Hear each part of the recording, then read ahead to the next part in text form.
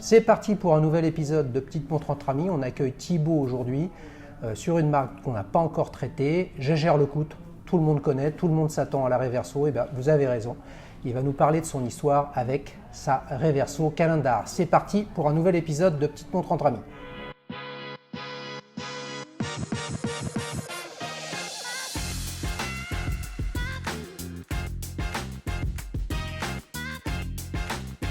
Bonjour Thibaut. Bonjour Xavier, Ça va? très bien, Écoute, ravi de te rencontrer. idem, Super. très heureux. Alors, tu as une superbe Reverso Dato Calendar. Tu vas nous en dire un petit peu plus. Tu peux me la montrer? Bien sûr. On peut se la partager avec chacun? Waouh! Superbe. Alors, tu l'as depuis quand?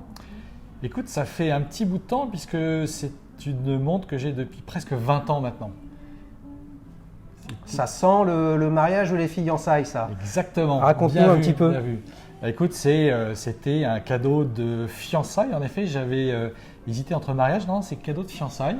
Bah, j'espère que ta femme ne verra pas cet épisode, parce que si tu n'es pas sûr que ce soit pour ton mariage ou pour tes fiançailles, c'est un peu chaud quand même. Donc, une vingtaine d'années? Une vingtaine d'années cadeau de fiançailles. Et pour la petite histoire, c'était une montre que j'avais repérée quand même depuis pas mal de temps. Donc D'accord. j'ai quand même influencé ma femme là-dessus, Ouais.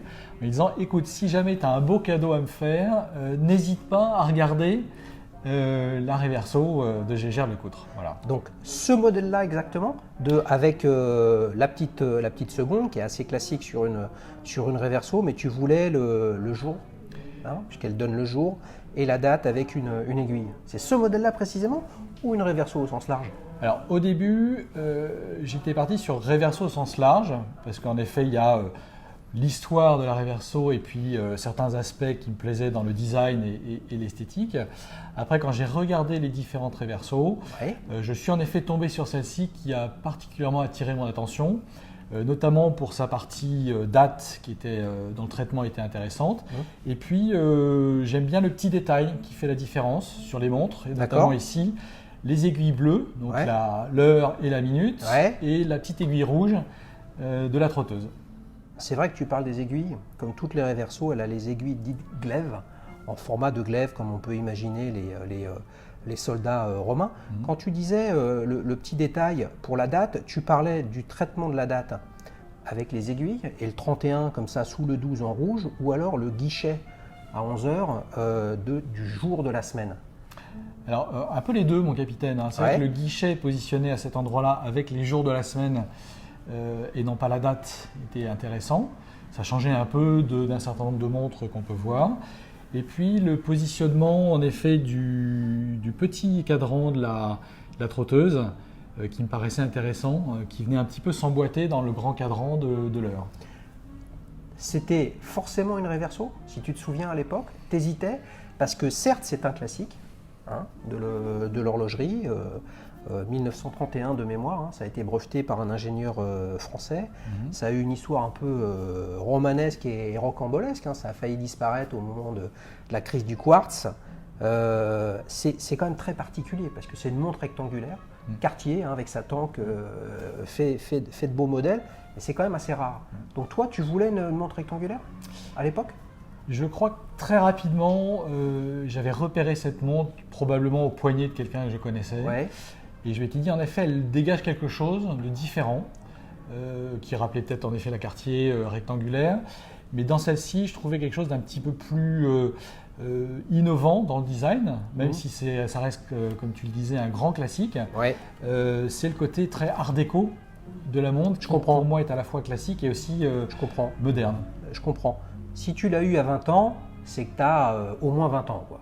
Donc là, Au moins. tu as quel âge, Thibaut? 22, 22 ans. Donc 2 fois 20, 40, t'es pas loin des 50 là. c'est ça, Ouais. 49. Alors c'est intéressant parce que, en tout cas, mon avis personnel, d'ailleurs dites-le en commentaire si vous ne le partagez pas, c'est vrai que c'est une montre qui est ultra classique, qui est une des montres iconiques de toutes les marques, reconnaissable entre toutes, mais elle est tellement classique que finalement quand on est jeune, donc tu étais beaucoup plus jeune à l'époque, enfin, en tout cas moi je me souviens au même âge que toi, je trouvais que c'était une montre de vieux.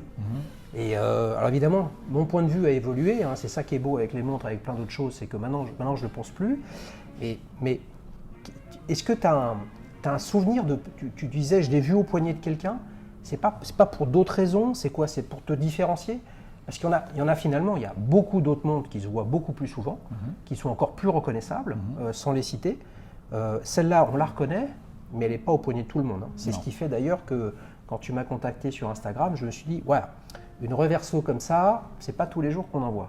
Tu vois? Ouais. Donc, il n'y a pas un petit truc creuse dans tes souvenirs, un truc additionnel? Alors, oui, il y a le côté, comme tu le disais… C'est pas une série limitée d'ailleurs, ça? Si, tout à fait. Alors, il y a le côté design qui peut paraître classique, mais qui, en effet, étant rectangulaire, ne se voit pas partout. Donc, déjà, ça a un petit côté hors norme. Il y a la série limitée, qui m'avait bien intéressé, puisqu'en effet, c'est une série… alors, à l'époque, je crois qu'on l'appelait la série Date ou Dato. D'accord. Qui, par son traitement, en effet, de la date par le jour, dans le guichet, plutôt à 11h, voilà, à 11h, plutôt que le chiffre de la date, était intéressant. Et puis, bien entendu, je pense comme beaucoup de gens qui portent une Jaeger LeCoultre Reverso, c'est l'histoire de la conception de la montre, qui est très liée au sport. Ouais. Voilà, mais ça, c'est aussi un autre volet de… D'accord, donc tu te voyais un sportif de haut niveau. Très haut niveau, exactement. Magnifique, magnifique. Est-ce que tu peux la remettre au poignet? Je me pose la question si c'est le modèle, on va dire, le grand modèle ou le format intermédiaire. J'ai l'impression que c'est l'intermédiaire, c'est pas le grand modèle. Tout à fait, c'est l'intermédiaire. D'accord. Ça c'est clairement choisi aussi. Tu as un poignet assez vigoureux, on va dire. Oui. Tu t'es pas dit, elle est un peu trop petite. Comment t'as choisi ça ou tu t'es laissé guider à un moment ou un autre? C'est ta future femme qui est revenue avec et tu n'avais pas le choix que de dire que c'était la bonne, quoi. Alors, je crois que j'ai un peu influencé aussi de ce côté-là, même si les autres, et quel que soit le cadeau que ma femme me fait, je l'aime forcément. En fait, c'est un choix délibéré parce que la grand format, c'était une époque où je commençais dans la vie active, ou en tous les cas avoir mes premiers jobs où je mettais des costards et des chemises fermées. Oui. Et le gros format me laissait peu de place pour fermer ma chemise. Okay. Et donc je me suis dit, je vais plutôt prendre ce format-là. Ouais. Et puis il y a un autre truc aussi, c'est que moi la montre, c'est plus un objet de plaisir par le regard que je peux porter. C'est pas forcément un objet que je veux montrer aux autres. Donc je préfère être plus discret. D'accord. Sur la taille de la montre plutôt qu'avoir la grosse montre. Donc, c'est quelque chose pour toi que tu n'as pas envie d'étaler. Si tu devais résumer ta montre en un adjectif, ce serait lequel? Ça va peut-être te surprendre, mais je dirais intemporel. Non, ça ne me surprend pas. Ce qui m'aurait encore moins surpris, c'est que tu me dises élégante. C'est-à-dire que pour le coup, elle est élégante, mais très souvent, regardez d'ailleurs les autres épisodes de Petite Montre Amie, tout le monde voit dans sa montre de l'élégance. C'est intéressant, comme quoi c'est un sujet qui est éminemment personnel. Et je pense, même avec subjectivité, que celle-ci est effectivement très élégante. Alors, est-ce que tu te souviens à quel moment tu as arrêté de jouer avec, à la retourner, etc. Quand tu l'as reçue, j'imagine tu l'as retournée, tu l'as retournée. Ça a duré combien de temps? Parce que je crois que c'est vraiment, vous nous direz, le tic des possesseurs de Reverso. Oui. Mais ça n'a qu'un temps. Tu te souviens combien de temps ça a duré? Alors je vais te contredire, je crois que ça continue encore un peu aujourd'hui. D'accord. C'est vrai que c'est un vrai tic. Une fois qu'on a connu ce modèle-là, on n'arrête pas de jouer avec. En revanche, je le fais beaucoup moins maintenant qu'avant en effet. Parce que pour le coup, ça se voit. Ça se voit beaucoup quand tu le fais. Non, j'ai dù le faire ça peut-être la première année. D'accord. Et puis après, je me suis calmé. Ouais, mais il y a toujours un petit plaisir quand même à le refaire. Oui, exactement. Est-ce que, alors il y a des versions qui n'est pas celle-ci, qui sont à double fuseau horaire où tu as la fameuse night and day. Quand tu la retournes, tu as un autre cadran, ce qui n'est pas le cas. Donc, est-ce que tu l'as fait graver, la tienne? Non, je ne l'ai pas fait graver. Tu l'as pas fait graver. C'est un choix? C'est quoi? C'est un choix. Ouais. C'est un choix parce que pour moi, cette montre avait suffisamment de personnalité pour ne pas avoir besoin d'en rajouter.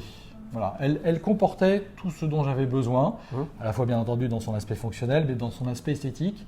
Et pour moi, voilà, et le fait que ce soit un cadeau de ma femme pour nos fiançailles, c'est suffisamment personnalisé comme ça pour avoir à en rajouter derrière. Ça a toujours été ton avis, ça? Ou à un moment, peut-être pour un anniversaire, tu vois, vos 10 ans de mariage, 20 ans, ou naissance d'un enfant ou quoi que ce soit, est-ce que tu t'es dit je vais la faire graver ou ça t'est jamais venu à l'esprit? Tu es toujours resté sur ce point de vue-là? Je suis toujours resté sur ce point de vue-là, mais c'est une bonne idée. Écoute, il n'y a que les imbéciles qui ne changent pas la vie. Je vais peut-être y penser pour un prochain anniversaire de mariage, pourquoi pas. Attends, pourquoi pas? Bonne idée. Ça pourrait être intéressant. Ouais.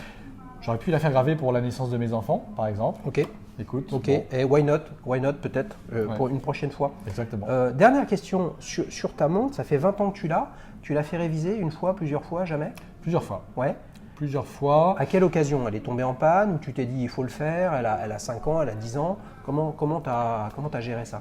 Alors j'ai eu une fois, au début je crois que je la faisais réviser assez régulièrement. Oui. Pour des questions on va dire probablement de maintien, on va dire de la qualité de la montre. T'anticipais. J'anticipais exactement. Voilà. Évidemment, j'ai préparé cet épisode avant de rencontrer Thibaut. C'est un calibre 836 mécanique dedans, hein, on va dire un calibre assez simple, même si tu as des complications sur la date. Donc tu la remontes tous les jours. Donc ça te fait plaisir de la remonter. Et quand tu la remontes pas, et donc mécaniquement elle n'est plus à l'heure, tu n'as plus la date, tu te dis « Ah, j'aurais préféré une auto ou quelque chose remonte moins » ou au contraire, c'est un plaisir de la remettre à l'heure. C'est un plaisir. Ouais. C'est un vrai plaisir parce qu'on sent en effet que le temps passe, mais voilà, on peut avoir une action peut-être sur le temps, uniquement sur sa montre. Ah, un philosophe, voilà. Thibaut, c'est bien ça. C'est la seule action qu'on peut avoir sur le temps. Donc en fait, non, parfois j'ai même plaisir à la laisser s'arrêter pour avoir le plaisir d'y retourner, de la remonter, de la remettre à l'heure et de la remettre à jour. C'est quelque chose que je partage avec toi, du plaisir de pouvoir remonter. Alors, tu nous diras tout à l'heure si tu as d'autres montres ou non, mais quand on a plusieurs, quand on lectionne, quelle qu'elle soit d'ailleurs, hein, sauf à quartz où évidemment, à part un problème de pile, elles fonctionnent toujours, il y a un vrai plaisir à la mettre à l'heure et à démarrer sa journée ou en tout cas le moment. Écoute, c'est intéressant tout ce que tu nous racontes, mais j'aimerais en savoir plus un peu sur ton histoire personnelle avec l'horlogerie. Donc c'est parti pour la séquence Souvenir. Alors Thibaut, est-ce que tu te souviens de ton premier souvenir horloger? Comment tu as appris à lire l'heure, ta première montre, ta première notion du temps, de quoi tu te souviens? Ah, écoute, si je remonte un peu dans le passé… Tu en as un paquet d'années quand même pour te souvenir. Hein. Je te remercie, en effet. Ça se voit à la couleur des cheveux. J'ai un souvenir qui me revient à l'esprit, c'est plutôt une anecdote, oui. Amusante ou triste sans doute. Je crois que c'était mon premier cadeau d'anniversaire. Je crois que c'était pour mes 12 ans ou mes 14 ans peut-être. Mes parents m'ont offert une belle montre.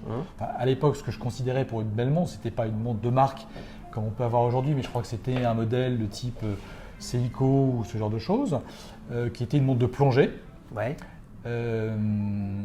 Et en fait, je l'ai mise et directement, je l'ai fait tomber par terre. Et tu venais de la recevoir comme cadeau. Je venais de la recevoir et en la mettant, je l'ai fait tomber par terre. Elle s'est cassée? Elle s'est cassée direct. Voilà, c'était mon premier contact avec une belle montre. Et la montre, je ne l'ai en fait finalement jamais portée. C'est terrible. C'est terrible, non? Vous l'avez fait réparer ou… Non, irréparable. Complètement HS. 12-14 ans, t'as pas loin de 50, t'es né en 70, 68, 72, quelque chose comme ça? 70. Ouais, donc ça c'est le début du quartz. Donc oui. 12-14 ans, 82, 84, il y avait déjà les Swatch sur le marché qui étaient arrivés. Oui. Et là, c'était le règne de la Seiko, la fameuse Seiko à quartz. C'est ça, hein? C'est ça, exactement. Elle était à aiguille ou elle était à cristaux liquides? Elle était à aiguille. C'était une montre à aiguille qui était assez jolie parce qu'elle était très typée plongée, donc toute noire avec des aiguilles blanches. Oui, excuse-moi, tu as dit plongée, bien sûr. Tout à fait. Mais à quartz, en effet. Avec, je crois, un guichet date aussi dessus. Voilà. Qu'est-ce que tu en retires maintenant? Tu as creusé dans tes souvenirs de cette première expérience de montre. Finalement, ça t'a marqué, tu étais déçu de le casser, tu étais malheureux parce que c'était un cadeau. Enfin, il y a quelque chose à en retirer de cette mésaventure dans ton quotidien aujourd'hui? Écoute, sur le coup, j'étais forcément déçu puisque je venais de casser probablement le premier beau cadeau que j'avais reçu, qui était une montre. Après, avec le temps, on oublie, et puis c'était pas forcément une montre aussi de marque comme peut l'être Girard-Lecoutre.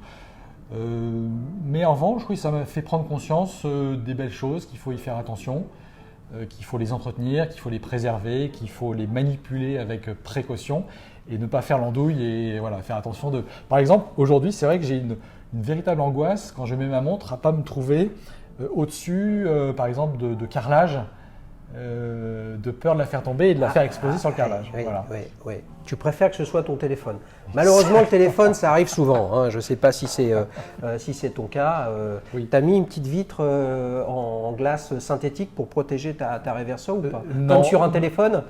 Non, pas encore, mais ça peut peut-être s'inventer. L'autre solution, c'est quand tu es au-dessus du carrelage, tu retournes ta Reverso pour justement la protéger. On va voir un peu si tu es pointu sur cette histoire de Reverso Gégère Lecoutre. C'est parti pour le célèbre quiz. Alors attention, tu sais le quiz, hein, tu as vu les épisodes, il y a beaucoup de subjectivité, de simplicité, un peu de pédagogie. Donc 2 questions simples. Hein. Tu peux gagner 2-0, on peut faire match nul ou je peux gagner. C'est extrêmement basique. Alors, première question, attention, tu es prêt ? Vas-y, Ok. shoot. Lequel des sports de l'époque de l'Inde coloniale est à l'origine de la création de la Reverso ? Le hockey sur gazon, réponse A. Le polo, réponse B. Le cricket, réponse C. Si tu te projettes un petit peu dans ces sports, ce sont des sports de contact assez violents, avec des manches, hein, des outils, etc. Alors, qu'est-ce que tu en penses ? J'ai l'impression que c'est un peu facile. Je crois que je connais la réponse, Jean-Pierre. Alors, Ouais. dites-moi tout. Je dirais réponse B, le polo. Oui, ben, c'est exactement ça. Je pense que vous le savez tous, hein, dans les débuts des années 30, même peut-être fin des années 20, eh bien, les officiers de l'armée britannique à l'époque jouaient beaucoup au polo et n'arrêtaient de casser leurs montres, et notamment le verre de leurs montres. Et de là, en rencontrant un éminent distributeur de montres aux Indes, on demandait à essayer d'avoir une montre qui permettait de d'être protégé lorsqu'il faisait du sport. Et de là est arrivé le fameux brevet de la montre basculante qui a équipé les Reverso et qui a fait une des heures de gloire de Gégère Lecoutre, dont la manufacture a démarré en 1833. Donc là, 100 ans plus tard, il y avait de nouveau un phénomène qui était cette montre quasiment portée par tous les officiers de l'armée britannique et qui à un moment a été considérée comme une montre militaire. On verra qu'avec l'arrivée de la Seconde Guerre mondiale, ça a été balayé par des montres rondes, puis plus tard par des montres à quartz, etc., etc. Bonne réponse. Cela dit, ça aurait pu être le cricket. Ça aurait pu être le cricket. Tu imagines au cricket, tu reçois la balle. Bien sûr. C'est un peu la même chose que le polo. Pas mal. On va dire 1-0 pour Thibaut. C'est parti pour la deuxième question. Alors là, c'est un peu plus vicieux. Tu vas me piéger là. Non, il n'y a pas de piège. Alors, le modèle Reverso, donc le boîtier qui se renverse et qui permet de retourner la montre, a été intégré par d'autres manufactures. Laquelle de ces 3 marques n'a pas fait de modèle Reverso ? Patek Philippe, réponse A. Rolex, réponse B. Cartier, réponse C. Je te donne un indice. Chacune de ces manufactures ou de ces marques a fait des montres rectangulaires. Donc potentiellement, ils ont pu faire des montres basculantes. D'accord. Réponse A, Patek Philippe. Réponse B, Rolex. Réponse C, Cartier. Écoute, c'est plus difficile là en effet. Sans grande conviction, je dirais réponse B, Rolex. Il est pas mal ce Thibaut. C'est ça? C'est ça. Alors, explique-moi pourquoi tu as fait par J'ai fait plutôt t'as par tenté ta élimination. chance par élimination. Ouais. Alors, pourquoi tu as éliminé Patek? Je me suis dit que Patek et Cartier étaient peut-être plus orientés, avaient une partie de l'orientation sur l'esthétisme. Là où Rolex allait peut-être plus chercher la technologie de la montre. Et donc du coup, je me suis dit Rolex a peut-être moins envisagé de faire cette forme réversible parce que peut-être moins intéressant pour eux. C'est intéressant, c'est une bonne déduction que tu fais. Patek en a fait, il faut se souvenir que longtemps Gégère Lecoutre était plutôt un fabricant de mouvements et a fourni des mouvements à Patek Philippe. Donc il y avait une relation commerciale avec Patek Philippe. Et Cartier, c'est un peu différent, ils étaient clairement intéressés par le brevet d'un ingénieur français, 1931 ou 33, vous me direz en commentaire la date exacte. Donc c'est pas au départ une innovation de Gégère-Lecoultre, c'est Gégère-Lecoultre qui s'est tout de suite très intéressé à ce brevet, mais derrière il a été utilisé par Cartier aussi pour faire des montres exactement la même forme qu'une Reverso, mais labellisée Cartier. Et il s'avère aussi que Cartier est presque le seul, il y a eu d'autres innovations, mais a fait aussi une tangue basculante qui bascule comme ça, qui se lève pour pouvoir lire l'heure. Donc pas pour la protéger, mais simplement pour lire l'heure différemment. En tout cas, bonne réponse. J'ai pas le souvenir d'avoir perdu 2-0 au quiz de Petite Montre entre amis, Thibaut. C'est absolument exceptionnel. On est vraiment sur un numéro énorme pour la première d'une Gégère-Lecoultre. On va passer à la dernière partie de cet épisode, comme d'habitude. On est tous un peu passionnés ou amateurs, avertis ou simplement simples possesseurs d'une belle montre. Souvent, on a envie d'avoir la suivante. Donc, c'est le dernier passage. On y va pour ta prochaine montre. Alors, ça fait 20 ans que tu as celle-ci. Elle est magnifique. On sait pourquoi tu l'as, etc. Mais est-ce qu'il y en a une qui te turlupine ou tu te dirais ça me ferait plaisir comme autre montre pour changer, un style différent? Tu as réfléchi à ça? Qu'est-ce que tu as en tête?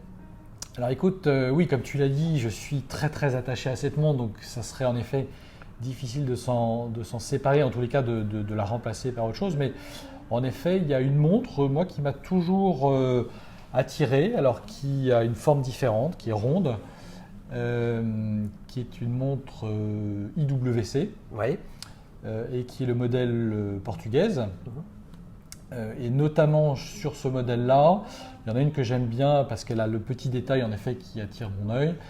C'est la portugaise automatique, fond blanc avec les aiguilles bleues. Ouais. Tu es un maniaque des aiguilles bleues. Je suis un maniaque des aiguilles bleues, c'est sans doute mon côté breton qui ressort. La mer, voilà. Ouais. Mais en fait, j'aime bien le bleu et c'est vrai que le fait de le retrouver sur les aiguilles, c'est ce petit détail qui. Donc, c'est le modèle automatique avec les deux cadrans, l'un à 9h, l'un à 3h. C'est ça, exactement. C'est ça. Eh bien, écoute, je ne sais pas si tu as regardé les épisodes de Petite Montre entre amis, mais de mémoire, on a Laurent qui nous parle de ce modèle-là, mais qui est en fond noir. Il la porte toujours depuis un peu plus de 10 ans. Je t'invite à regarder ça avec intérêt. Pour ton information, IWC, comme Gégère-Lecoultre, fait partie aujourd'hui du groupe Richemont, donc des Sud-Africains qui ont Cartier également. Mais avant que Richemont ne rachète Gégère-Lecoultre, ils ont racheté un groupe horloger qui s'appelait LMH et qui intégrait dans la même maison 3 manufactures différentes, IWC, Gégère-Lecoultre et Lang & Son, une manufacture allemande. Donc il y a une vraie, sans que tu le saches probablement, une vraie histoire, une vraie relation entre Gégère-Lecoultre et IWC. Eh bien écoute Thibaut, merci beaucoup pour cet échange. Merci à tous de votre attention. Si vous aussi vous voulez participer à un nouvel épisode de Petite Montre entre amis, c'est extrêmement simple. Vous m'envoyez un email sur contact@dailyshoes.fr en intitulé votre modèle de montre, quelques photos, quelle histoire vous avez à raconter, rocambolesque, émotionnelle, une filiation, un drame, peu importe, souvenez-vous, il n'y a pas de petite montre, il n'y a que des bonnes histoires de montres à raconter, donc je compte sur vous et à très bientôt.